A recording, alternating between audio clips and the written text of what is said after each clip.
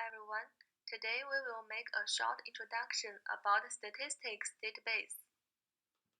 Statistics database have some specific characteristics and requirements that are not supported by existing commercial database management systems. For example, basic aggregation operations like sum and average are part of SQL, but there is no support for other commonly used operations like variance and covariance, and even some more advanced ones like regression and pre-simple component analysis, which are usually performed using statistical packages like SAS and SPSS.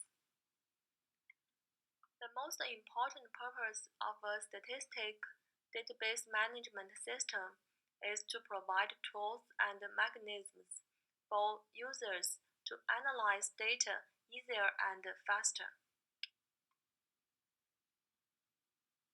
Statistic database involve complex datasets from many fields and perform different operations on them. They have requirements that far exceed the capabilities of current commercial database management systems. The first requirement is a data model, provides an abstraction for presenting the structure and semantics of data collected from the real world. Query language in statistics database come from different disciplines. Different data domains need special operations.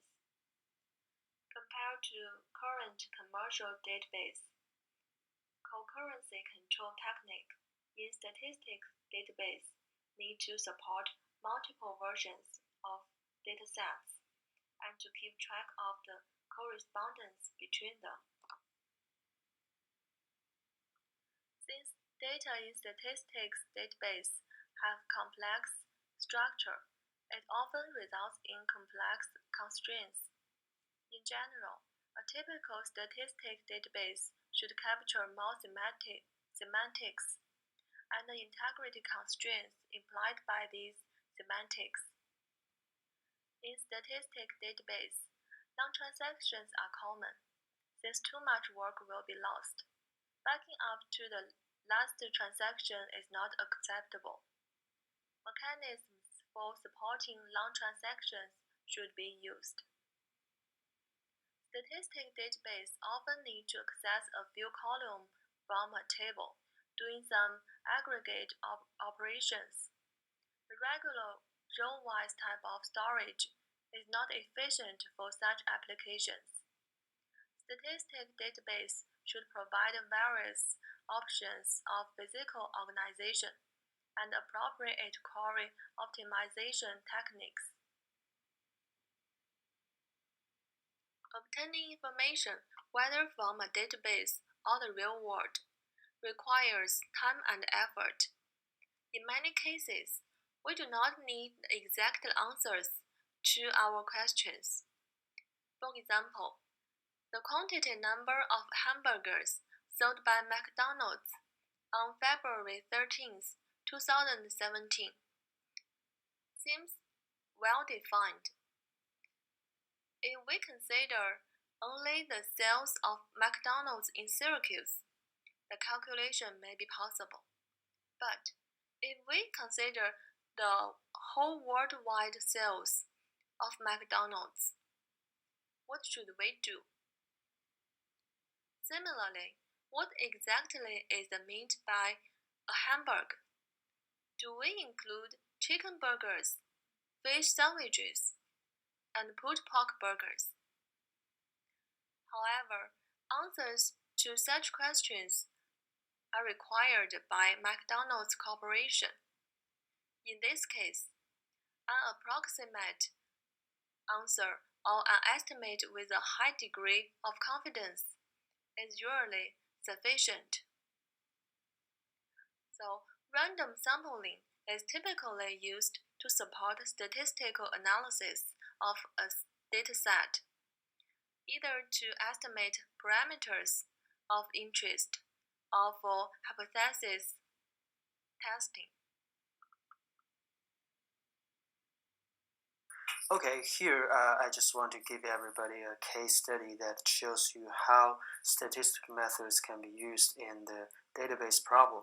So, a software company wants to develop a system that would help their service department to respond to their customers' complaints online.